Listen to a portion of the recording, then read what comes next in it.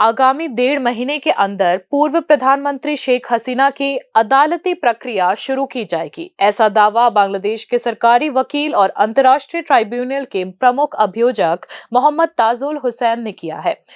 उन्होंने यह भी बताया कि वर्तमान में शेख हसीना को देश में लाने के लिए बांग्लादेश सरकार सक्रिय है। इसके अलावा मोहम्मद ताजुल हुसैन ने यह भी बताया कि बांग्लादेश सरकार इस मामले में पहले ही भारत के साथ बात कर रही है।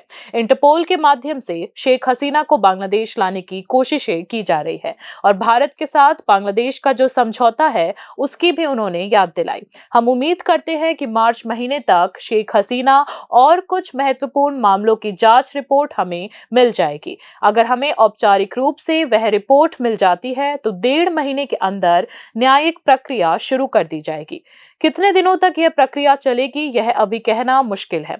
दस्तावेजों की संख्या और गवाहों के बयान के आधार पर अदालत इस संबंध में निर्णय लेगी। हमारी तरफ से हम जितनी जल्दी हो सके न्यायिक प्रक्रिया को आगे बढ़ाने की कोशिश करेंगे। ट्राइब्यूनल की सुनवाई बिना किसी विघ्न के चलती रहेगी, मोहम्मद ताजुल हुसैन ने बताया।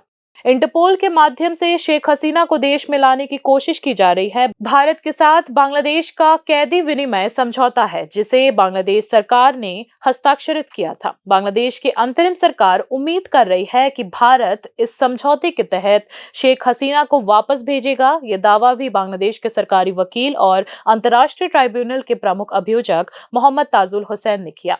Bureau report, news now.